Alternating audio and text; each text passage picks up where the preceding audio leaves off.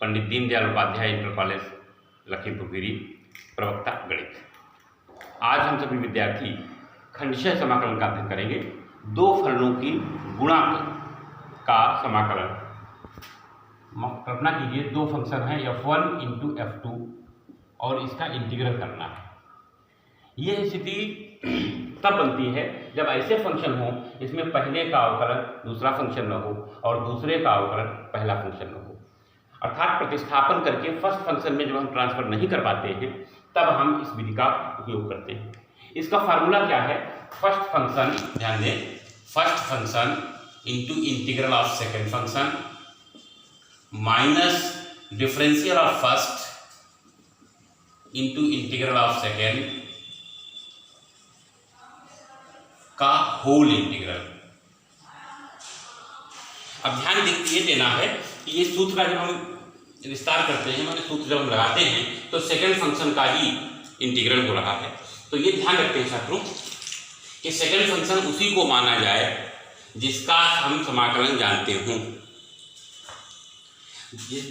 और first function उसको माना जाए क्योंकि फर्स्ट का अवकलन होना है।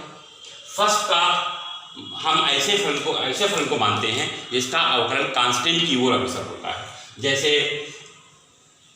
x है तो x का अवकलन 1 होता है, कांस्टेंट हो गया। अथवा ऐसा फंक्शन जिसमें अगला स्टेप एक समाकलन एक फलन में ट्रांसफर हो जाए, ये यहाँ पर इतना हम ध्यान देते हैं। ये जो दो फंक्शन बने हैं ऐसी युक्ति प्रयोग की जाती है जिसमें दो फलन एक फलन में ट्रांसफर हो जाएं।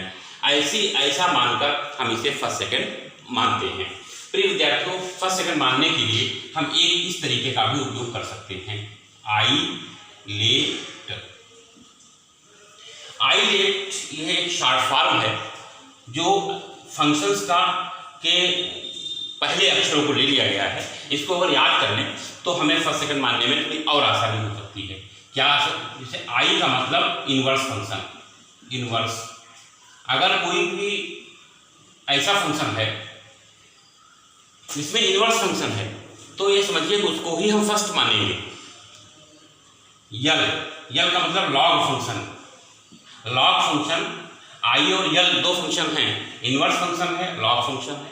अब देखिए ये इसलिए ध्यान देना पड़ा, इसमें इसको कोई अवकलन करने पर कांस्टेंट नहीं मिलता है, इसका भी अवकलन करने पर कांस्टेंट नहीं मिलता है। तो ऐसी स्थिति में हम क्या काम करते हैं? फर्स्ट मानेंगे इनवर्स फंक्शन को, सेकंड मानेंगे लॉग फंक्शन को। तीसरा लिखा है ए मीन्स होता है एल्जेब्रिक फंक्शन, और टी मतलब ट्रिग्नोमेट्रिक फंक्शन, ट्रिग्नोमेट्रिक्स, और ई का मतलब है एक्सपोनेंशियल। अब यह एक क्रम दे दिया, इससे आपको फर्स्ट सेकंड छांटने में कोई दिक्कत नहीं होगी। अगर आई और यल हैं तो आप आई को फर्स्ट और यल को सेकंड मानेंगे। अगर आपका यल और ए है तो यल फर्स्ट फंक्शन होगा और ए सेकंड फंक्शन होगा। ए और टी है तो अलजेब्रिक फंक्शन फर्स्ट होगा और ट्रिग्नोमेट्रिकल फंक्शन सेकंड माना जाएगा। इसी प्रकार से यल और ई है तो लॉग फंक्शन फर्स्ट होगा और एक्सपोनेंशियल फंक्शन सेकंड होगा। फर्स्ट सेकंड मानने के लिए इस तरीके का उपयोग अगर हम लोग कर लें तो फर्स्ट सेकंड मानने में कोई कठिनाई नहीं होगी। फिर भी विद्यार्थियों को ये ध्यान में रखना चाहिए कि फर्स्ट सेकंड ऐसा मानने का हम तरीका क्यों अप्लाई करते हैं, क्योंकि सेकंड फंक्शन वही माना जाएगा जिसका समाकलन हमें मालूम है। अगर सेकंड समाकलन हमें नहीं मालूम होगा तो सेकंड का समाकलन हम नहीं कर पाएंगे, फिर आगे हम प्रश्न को कैसे हल करेंगे। इसलिए ये बातें ध्यान रखनी चाहिए और इसका एक तरीका मैंने आपको ये बताया है। अब आप देखिए एक एग्जाम्पल लेते हैं, x sec स्क्वायर x। प्रिय विद्यार्थी देखिए ऐसे प्रश्नों में x का अवकलन 1, यहाँ sec स्क्वायर x है। सेक स्क्वायर x का जब अवकलन करेंगे तो क्या होगा? 2 sec x, और sec x का क्या होगा? sec x into tan x, और यहाँ पर फंक्शन क्या है? x। अर्थात यह प्रतिस्थापन विधि यहाँ पर उपयोग में नहीं आ पा रही है। ऐसी स्थिति में यह खंडशः समाकलन का ही उपयोग करना है। अब कौन सा फर्स्ट और कौन सा सेकंड मानने जाने वाली समस्या आई। अब ध्यान देंगे, ये x अलजेब्रिक फंक्शन है और sec square x trigonometrical function है, और यह आईलेट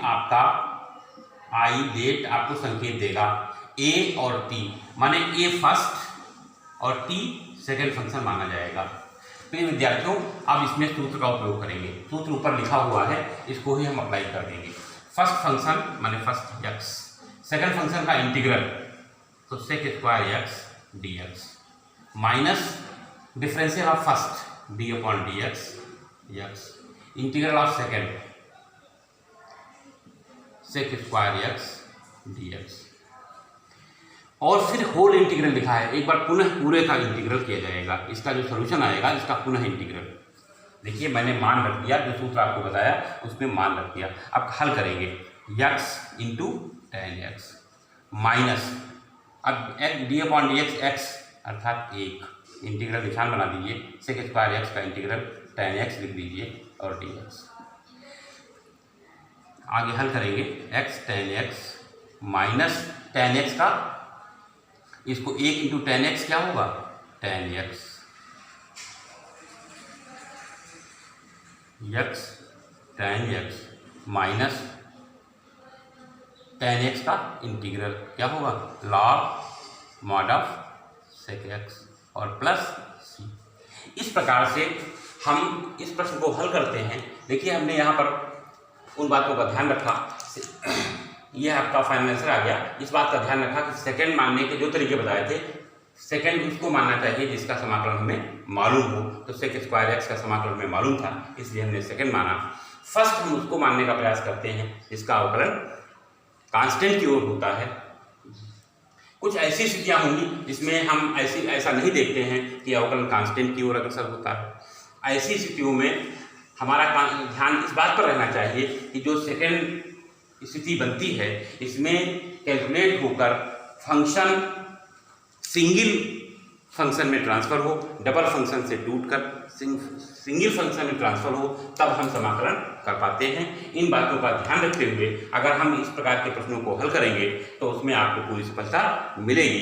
इसी आशा के साथ मैं अपनी बात समाप्त करता हूँ। जय हिंद, जय भारत।